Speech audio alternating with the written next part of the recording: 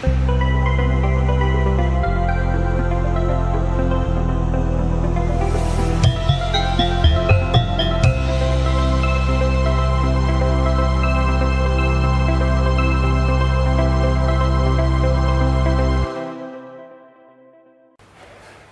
manakah kalian tahu tentang agama Buddha?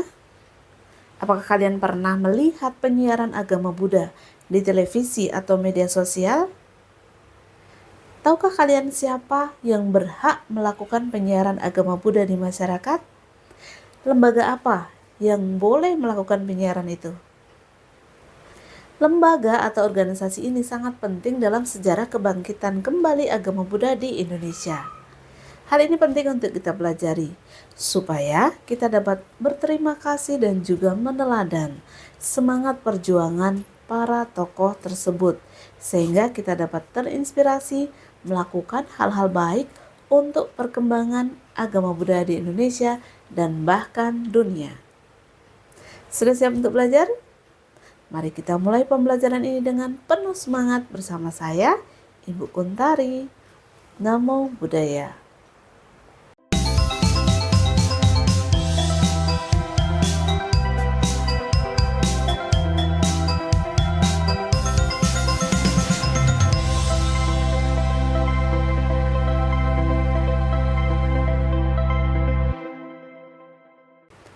Departemen Agama.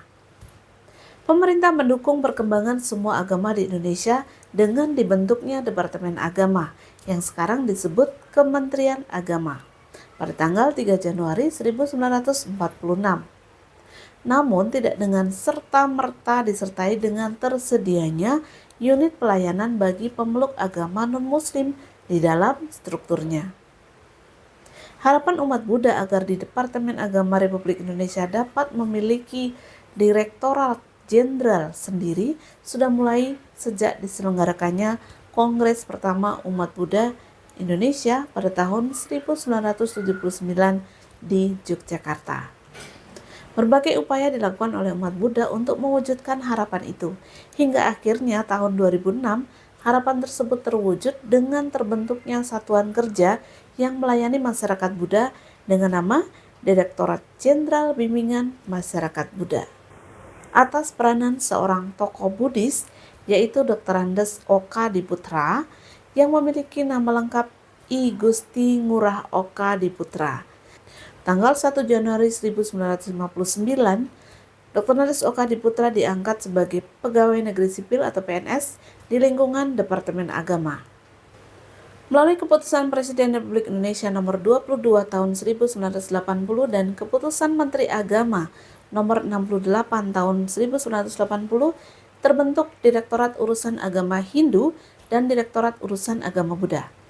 Dr. Andes Oka Diputra dilantik menjadi Direktur Urusan Agama Buddha tanggal 16 Desember 1980 oleh Menteri Agama Haji Alamsyah Ratu Prawira Negara. Pengambilan sumpah jabatan didampingi oleh Biku Asin Jenerakita dan dihadiri oleh tokoh-tokoh umat Buddha seperti Biku Giri Rakito, Kolonel Sumantri, Seno Sunoto, Karuna Atmaja, dan lain-lain. Beliau berjasa dalam menginisiasi pembabaran Dharma melalui media elektronik seperti Mimbar Agama Buddha di RRI dan juga di TVRI. Selain itu, beliau juga pendiri dari Sekolah Pendidikan Guru Agama Buddha atau PGA. Di bidang pendidikan tinggi, Bapak Dr. Andes Oka Diputra juga membidani lahirnya beberapa perguruan tinggi agama Buddha. Bidang pembangunan sarana dan prasarana juga sangat menakjubkan, dengan banyaknya diresmikan wihara-wihara di seluruh pelosok tanah air. Dr. Andes Oka Diputra juga membidani dibangunnya Wihara Bakti Pramuka yang termegah di Komplek Peribadatan Bumi Perkemahan Cibubur, Jakarta Timur. Kemudian beliau digantikan oleh Letnan Kolonel Polisi Dr. Andes Budi Setiawan, seorang perwira polisi aktif yang mendapatkan tugas kekaryaan. Letkol Dr. Andes Budi Setiawan menjabat sebagai Direktur Urusan Agama Buddha selama 8 tahun. Beliau telah memberikan semangat baru dan menerapkan kepemimpinan yang memiliki disiplin tinggi. Sesanti beliau dalam kepemimpinan adalah Kudu Biso Song Tulodo, yang berarti harus bisa menjadi suri teladan. Di era kepemimpinan Dr. Andes Budi Setiawan sebagai Direktur Urusan Agama Buddha, banyak karya nyata yang telah dilakukan, antara lain di bidang pendidikan tinggi, yaitu diterbitkannya Peraturan Menteri Agama Nomor 1 Tahun 1993 tentang ujian negara perguruan tinggi agama Buddha, dan Nomor 83 Tahun 1993 tanggal 15 Maret tentang Ijazah Strata 1 Pendidikan Tinggi Agama Buddha. Dengan dikeluarkannya dua keputusan Menteri Agama ini, lulusan dari perguruan tinggi agama Buddha di Indonesia dapat diakui ijazahnya oleh pemerintah Republik Indonesia. Di bidang sarana peribadatan juga banyak berdiri dan diresmikannya wihara-wihara di seluruh pelosok tanah air. Pada tahun 1999, Dr. Andes Budi Setiawan ditarik kembali ke kesatuannya di jajaran Kepolisian Republik Indonesia dan ditugaskan sebagai Wakapolda Kalimantan Timur.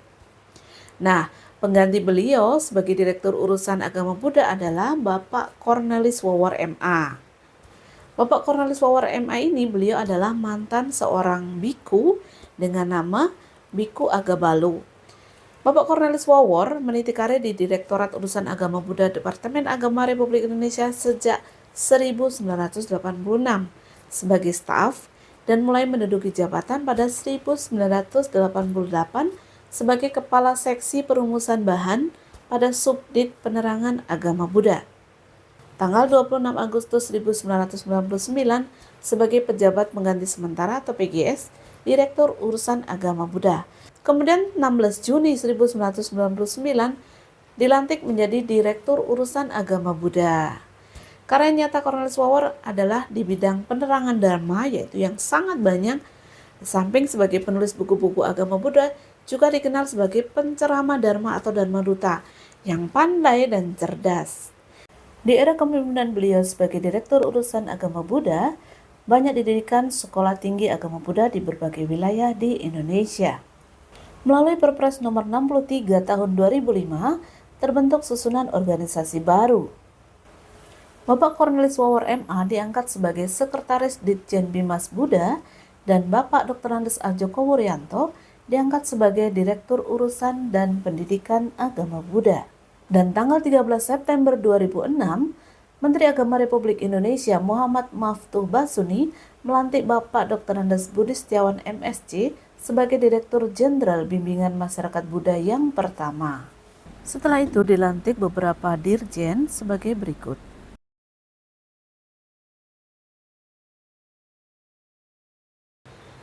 Sekarang kita bahas visi dan misi Direktorat Jenderal Bimbingan Masyarakat Buddha. Yang pertama, visi. Terwujudnya masyarakat Buddha Indonesia yang taat beragama, rukun, harmonis, cerdas, dan sejahtera.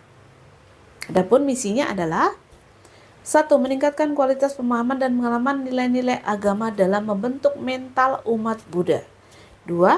Meningkatkan kerukunan intern umat beragama Buddha dalam memperteguh kebinekaan. 3. Meningkatkan pelayanan kehidupan beragama Buddha yang merata dan berkualitas. 4. Meningkatkan akses dan mutu pendidikan agama dan pendidikan keagamaan yang berkarakter. 5. Meningkatkan kualitas tata kelola pemerintahan yang bersih, akuntabel, dan terpercaya. Adapun tugas pokok dan fungsi atau tupoksi Direktur Jenderal Bimbingan Masyarakat Buddha adalah sebagai berikut. Tugas: merumuskan serta melaksanakan kebijakan dan standarisasi di bidang bimbingan masyarakat Buddha. Fungsi: 1. Perumusan kebijakan di bidang bimbingan masyarakat Buddha. 2. Pelaksanaan kebijakan di bidang bimbingan masyarakat Buddha. 3. Penyusunan norma, standar, prosedur, dan kriteria di bidang bimbingan masyarakat Buddha. 4. Pemberian bimbingan teknis dan evaluasi. 5. Pelaksanaan administrasi Direktorat Jenderal Bimbingan Masyarakat Buddha. Untuk mendapatkan penjelasan lebih lanjut tentang struktur pejabat di lingkungan Direktorat Jenderal Bimbingan Masyarakat Buddha di tahun 2006 sampai dengan sekarang, bisa dilihat pada link berikut ini, yaitu link bimnasbuddha.kemenak.go.id. Nah, apa yang dapat kita simpulkan? Perjuangan para tokoh perkembangan agama Buddha patut diteladani oleh semua umat Buddha. Sebagai pelajar Buddhis harus meneruskan perjuangan mereka, berjanji akan menjadi pelajar Buddhis yang militan, yang kelak menjadi pemimpin handal dalam meneruskan jejak para pejuang Dhamma, baik di organisasi sosial kemasyarakatan maupun di pemerintahan. Nah, apakah kalian sudah paham bagaimana cara merawat semangat dan nilai-nilai perjuangan yang telah diajarkan oleh para tokoh tadi? Oke, mulai dari sekarang, mulailah dari diri sendiri. Tanamkan bahwa setiap diri kalian adalah pejuang Dhamma yang selalu terbuka untuk mempelajari Dharma dari berbagai tradisi, dan kemudian menyebarkannya melalui sikap keteladanan menggunakan media sosial dan melalui organisasi-organisasi Buddhis dengan semangat persatuan. Demikian pembelajaran kita hari ini, semoga mendapatkan inspirasi dan semangat untuk berbuat lebih banyak dalam hal kebajikan. Sampai sata bhavantu sukitata, semoga semua makhluk hidup berbahagia. Sadhu, sadhu, sadhu. Namo Buddhaya.